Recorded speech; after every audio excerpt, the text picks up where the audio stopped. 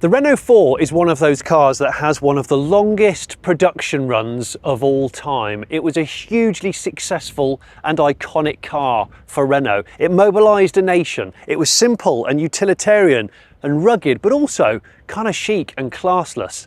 And this is the new Renault 4, underpinned largely by the successful Renault 5's electric gubbins. But this thing promises to be more family orientated, with a larger legroom area at the back and a much bigger lower boot. It's slightly higher off the ground as well. So in this video, I'm going to be taking this car for a test drive. I'm going to be having a look round at all of its features, and I'm going to be seeing if this could possibly be a cooler car than the all-conquering Renault 5. I'm Jonny Smith. This is The Late Brake Show.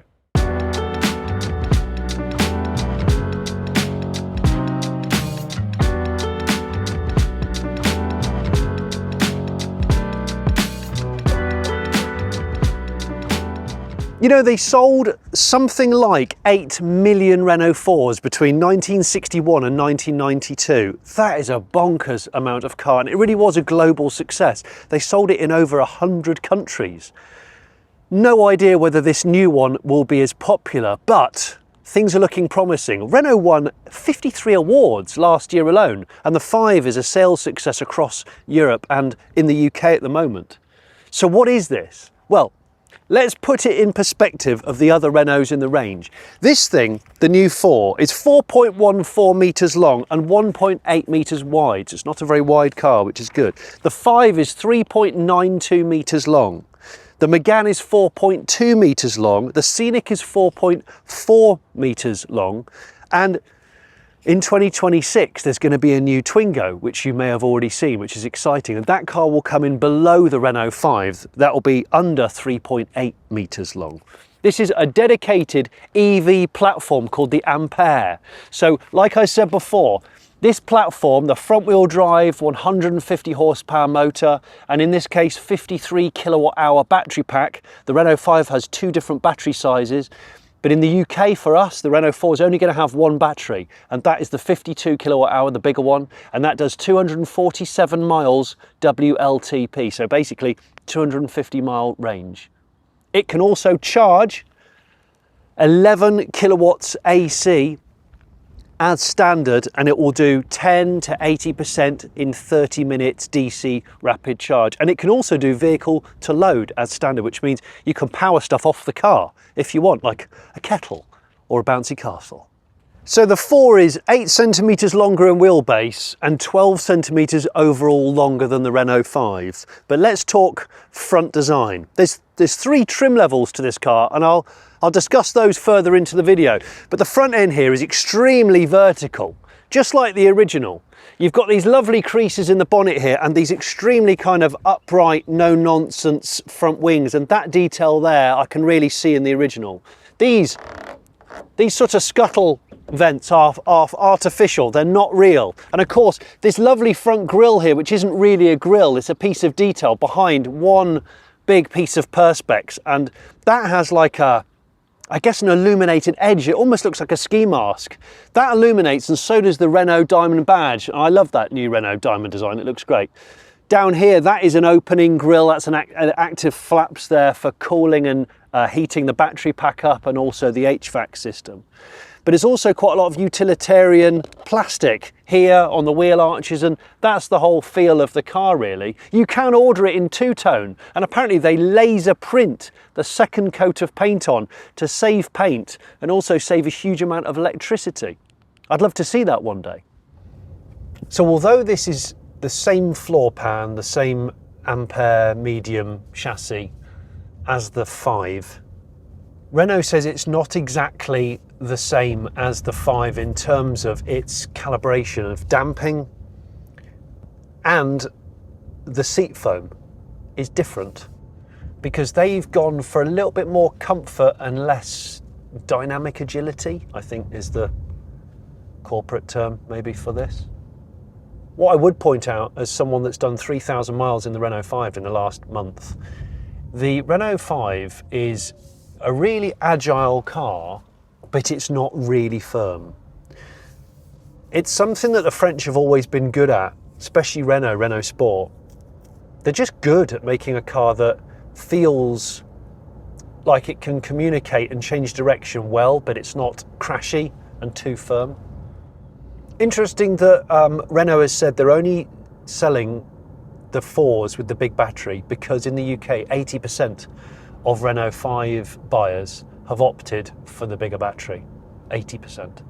And huge amounts of those people have opted for the top spec trim level, which is near as damn it 30 grand. So that's interesting. They've priced the car really aggressively, it's starting at 24 grand, but yet most people are buying in the UK at least the high end one. And this one starts at 27,000, which is 2 grand more than the entry level 5. And the 3 trim levels, it goes up in £2,000 increments. And I'm a little bit sad emoji face about the fact you can't get heated seats unless you buy the top spec car, which annoys me because I would want the middle. This is the middle.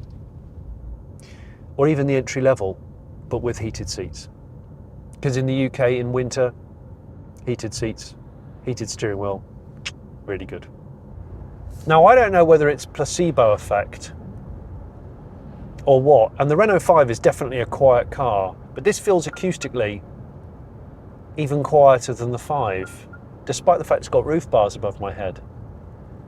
No idea what it will be like acoustically with the rollback canvas top, presumably a bit louder, but I'll take that because that canvas roof. Be still, my beating heart. Now the Regen braking paddles is good. I'm used to a lot of this in cars like BMW i-Series, certainly the i3, and also Hyundai and Kias often have these. And I think it's great. I wish my Renault 5 had it. So tap on the left to increase, and if you go up to level 4 out of 4, it goes to 1 pedal, it says it down there. So then you take your foot off and it does brake more aggressively. If I back it off, yeah, there you go. I am ever so slightly wondering whether or not they should have made the dash different to the 5. It's kind of like we've been spoilt by the 5. It's so good and everyone desires it, that now they've brought the 4 out afterwards. Are we thinking, I wish this was a bit different? Like, for example, this gear shifter, which is not my favourite thing in the world, actually. I mean, it looks cool, but there's a lot of stalks going on. It's stalk heavy. Do I wish that in the 4 it had been like the old-fashioned gear lever that comes out the dash, like a pull-out, push-in, something like that? Would have been quite cool, but then I totally understand why they've kept it all the same for cost, and they've done a good job. They've just done a good job. I think following a very slow guy with his shoelaces undone on a 2-stroke scooter is not the best way to test the Renault 4, but because his scooter is 2-stroke, the smell is coming through the cabin, and I do like the smell of 2-stroke. So maybe this is the ultimate way to appreciate an EV, is I drive in total silence with no emissions, certainly at the exhaust. But I'm enjoying the smell of 2-stroke oil. Renault continues its extremely kind of localised, patriotic build system. It says here, manufactured in Maubeuge, electricity, France, because that is where the car is made. I believe also, yeah, the motors are made in Ruitz and the batteries are made in Cleon. Again, all manufacturing facilities within quite close proximity to one another. And then when we come round to the side here, see, this is interesting. You've got the roof bars, which are very, very prominent on this, and that's to say this is more utilitarian than the 5. You've got the little sort of ribbed parts here of the plastic cladding, and like I said, these corrugations down here. But when I open this back door, look at this shape. It goes back on itself, just like the original 4 did here. And then that's married to that trapezoidal, as they call it, rear window. And that detail there is extremely OG Renault 4. That crease runs around here to these rear light clusters. And we'll look at the back now, because I think the back's probably my favourite bit. I think Renault has done it again, you know, in that way where this does look like a 4, but it's obviously a modern rendition. The 5 is that car as well, and the back end of the 5 is the one that people really recognise. It's totally flat, with distinctive light clusters, and this is the same. The 4 is the same. It's got a very practical back end, and the 4 was always extremely practical because of this. Now all 4s have got a powered tailgate. I can take or leave a powered tailgate, but I know they're attractive to a lot of people. But this is the interesting bit. Look how low the entry point is for this. They did actually tell me how low this is. I'll put it on the screen because I can't remember. But that is 420 litres of storage. It's a clear 100 litres more than the Renault 5, of which the Renault 5 is class leading for its boot space. So Renault are really going to town on the boot space of their cars. Better still, there's individual cubbies under here. Look, there's 2 of them for the charging leads. That's such a little practical feature. I may or may not have stolen some pastries from the hotel this morning so I can sit and enjoy the vista by sitting in the boot. And apparently the original Renault 4, they designed it so you could really sit comfortably in it and picnic and stuff like that. But there's also stowage at the sides here. There's these printed Renault 4 logos with cubbies there. These French flag elasticated holders here and 4 tie downs. It's phenomenal. What a great thing. It's really, really practical in here. And it can tow 750 kilos as well, because EVs often suffer with being able to not tow as much. This car weighs under 1,500 kilos. It can tow 750 kilos. I got it set in comfort mode. That's normal acceleration. I think that and sport mode have got the same performance from memory. It's 0 to 62 in this car, 8.3, so it's slightly slower than the Renault 5. And the Renault 5 is not quick, it's 7 seconds, 7 point something seconds to 62. But I think the more EVs I drive in normal environments, the less I'm bothered about massive accelerative power and top speed, because what you want is something that's comfortable, got a bit of pep for overtaking and response, but overall you want good range. And the efficiency of this car promises to be very close to the 5, and I can tell you now the efficiency of the 5 is very close to the quoted thing. Because this car's slightly taller and more pug-faced, the efficiency is not quite as good, but 247 miles on one charge is close. I think it's 253 on the big battery 5. All you've got to realise is, I suspect the Germans, like Volkswagen, hate Renault right now. I bet Stellantis hates Renault right now. And I would, if I worked for those companies, because they've done a fine award-winning job with the 5. They've done a great job with the Megane Scenic, the Megane and the Scenic. And now they bring this out, and they're promising the Twingo. And these are all really strong products in terms of they feel special inside. They're exceptionally well priced. They're efficient, and they've got brilliantly practical boots. Just want to pause for a second to look at the 2-door Pajero that I believe is for sale.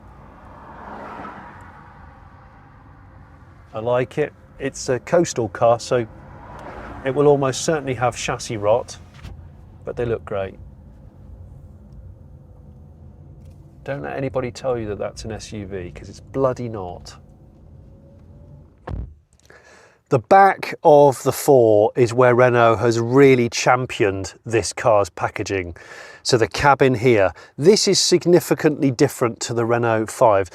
The only criticism of the 5 is that it doesn't have much legroom at the back here. The 4 has more. I'm almost sat behind myself, and you can see it's quite tight, but then I am 6'3" tall. So the difference here is 164 millimeters of legroom and 853 centimeters of height. And I think these seats are staggered from the fronts, because I feel like I'm significantly higher than I am back here, so I can see clearly over the top of these seats, and that's a good thing, especially for kids and for people that feel a bit nauseous when they're driving. You've got this amazing recycled fibre kind of denim, which I really like, and this is an option in the Renault 5 too, but there's also other different kind of quilted effects that I'll show you on screen now from the other different specs. And some really beautiful detail, the sort of pressed stud, the brass stud here, the Renault 4 little tag. It comes with 2 USBs, which are just down here as well, and 10 litres of storage in these door pockets. But you know, as cool as this kind of quilted headlining is, the thing I'm really waiting for is the cabriolet. Now, probably the most exciting option for the new Renault 4 is not on the car I'm testing, but it will come out after the car has launched. And it's the roof. Note, it's canvas. They're classing it as a full convertible. It's basically a 1 metre long rollback canvas roof. It's called the Plan Sud. I apologise if my French is not saying that correctly. But look at this. For aircon avoiders like me, this is bliss. So a massive 80 by 1 metre, completely open fabric roof. And I do think this might be the clincher, because you cannot get that on the Renault 5. But also, it completely opens up the inside of this car. And for its sector, what else has got a convertible roof of a car that's a good 5-seater family EV like this? Having this roof also gives you more headroom when it's closed, which is especially helpful at the back. And also it looks bloody cool. So in a way, do you wait till after the mad rush of the launch and then order one with the open air sunroof? The answer in my head is you do. Although we don't know how much it costs. Well, it's all very familiar in here. If you're familiar with the Renault 5, it's the same as the Renault 5. The way this infotainment is angled, this lovely kind of quilted top here, which is denim obviously to match the rest of the interior. This center console, which you can get 3D accessories for, the wireless pad, the electric handbrake just here, the plinth of actual physical buttons. And I do love the fact that the Google infotainment just seems to work so well. It doesn't dominate the dash in a horrible way like so many of these kind of like floating tablets. All of that is familiar, including the sort of Cortex steering wheel with the button for driving modes. But there is one thing, and I think it is only one thing that's different on the 4 to the 5, and it's these 2 paddles. You see, the Renault 4 is not supposed to be more sporty than the 5, but yet it has these paddles for regen braking.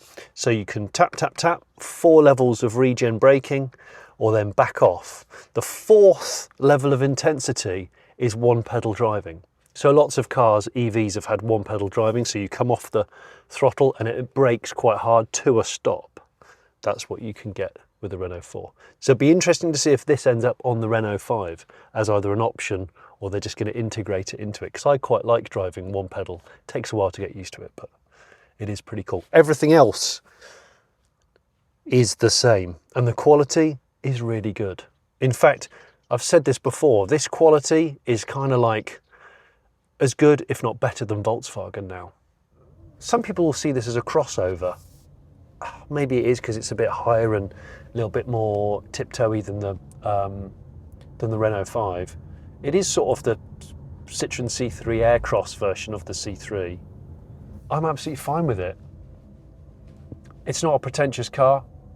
It's actually, I'm going through some narrow villages now, and it is quite narrow, but it doesn't feel cramped inside. So it works for a lot of European towns, villages, that sort of thing. Steering, you can personalise the driving. When you press the button for the driving mode, you can put personal in. So I tend to put it on economy mode for performance, but sportier, weightier steering, that's just me. But Phil, I mean, we're going over some pretty horrible pockmarked roads now, and it's just really comfortable. I think they've gone and bloody done it, you know, and made a fantastic 4th Renault. How good's the Twingo going to be in 2026? Can't wait. I can't wait. Shit the bed. Early Land Rover Discovery 2-door. That's rare. I like that. That one will be muchly appreciated by my podcast partner, Richard Porter. If you didn't know, I have a podcast which goes out every week called Smith and Sniff. We talk about cars about 30% of the time. When we don't talk about cars, we talk about, I don't know, things like old people and bad hair and going to the toilet in terrible places and 80s music videos, that sort of thing. The old school key, you can actually do a phone key now. I think they've brought out an app where you can do things on your phone, or you can just go for the old credit card, Renault key, which I've not got a problem with. Some people hate it, and some people hate the old school volume control here with the wheel and the up and down. But you know what? When you're driving, you can't see it because of the steering wheel, and you don't need to see it. You just feel it, and it's there. It's all right. I'd like to see a more stripped back version of this, and I'm keen to see that they're going to do a twin motor four-wheel drive version, because I think that'll work nicely. I think that'll work really nicely. And I'm a big fan of the overland camper van fad, which we're going through, where people put the chunky tyres and the kind of steel wheel look. That would lend itself so well to the Renault 4. And that's more the Renault 4 vibe than the Alpine thing. Renault has said in the press conference last night, there will not be an Alpine version of this. So I'm going down the hill right now. I can tap up to one pedal if I don't want to touch the brake. So I'm just rolling off the gas, and the car's just, I'm backing off and I'm harvesting that energy to go back into the battery. And that's, as an EV driver, that's what you want to do. And then you're wearing less on the brake pads, and brake wear is very nominal on an electric car. It's one of the things that makes an electric car good. I love the fact that Renault have said, no, we're not going for big silly wheels, you don't need it. 18s is fine. And it is. They look good. And they're affordable. Nobody wants to spend loads of money on tyres unless you're doing track days in a 911 GT3, in which case it's very, very, very, very important. Tyres are important, but on an everyday car, why do you want a big diameter rim? Ruins the ride, costs more needlessly. Bit of pep, look. It does feel slightly softer when you accelerate. It kind of hydrofoils the front up a bit, which you can tell is softer damping. You know, they do say the seat density, foam density is softer in this. I'm not going to argue. If only I can peel the roof back and enjoy the Portuguese sun. That's what I'd like. I think that would go really well in the UK. Let me know in the comments, would you wait till just after the launch and order this with a peel back canvas roof? It's a yes from me. Again, if you've not watched my video on the initial launch of the Renault 5, which I did with Greg James, the radio DJ, have a watch of that. There's a lot of similarity, obviously. There's a lot of DNA in the car. And there will be a video coming out in the not too distant future of me doing my sort of long-term real-world review of living with the Renault 5 over thousands of miles. I came here to have a brief test of the 4, knowing that the bones of it were good, because the bones of it are Renault 5, and we know the 5 is a fantastic car. And the Renault 5 has really taken the world by storm in terms of desirability and price and practicality. This pushes the latter into another level. It is a bigger car and it is a more practical car. And it's almost like Renault have done such a good job with the 5 that I'm not quite as excited about the 4. But that's me being harsh, because it's a really, really good car and it's unique in its own right. I just wish maybe the dash was slightly more unique to the 4 rather than being identical to the 5. But I'm being harsh because we've been spoilt by the 5. What I would say is this: if you spend most of your time driving around as a family of 3 or 4, this is a better car. If you spend most of your time driving around as a 1 or a 2 like I do, the 5 is a more desirable, slightly sharper, funkier car that you do always look back at when you walk away. And if you're going to buy this, which is £2,000 more than the Renault 5, I think I would wait a little bit longer and get that peel back roof, because I think that would really clinch it for me. And it's a shame that you have to buy the top spec car to get things like the heated seats. That sort of way of optioning a car is annoying in my eyes. But look, I'm being harsh. Renault is the envy of so many German brands right now. Its mojo is here and it's very clear. And when the Twingo comes next year, hopefully that's going to be phenomenal as well. If you haven't already subscribed to The Late Break Show, I would love you to subscribe. If you haven't watched my initial Renault 5 launch, watch that video as well. And if you want to support us via Patreon for a few pounds a month, you get early videos to these, like this, and also you get blogs from me every week about what I'm doing behind the scenes. Thank you.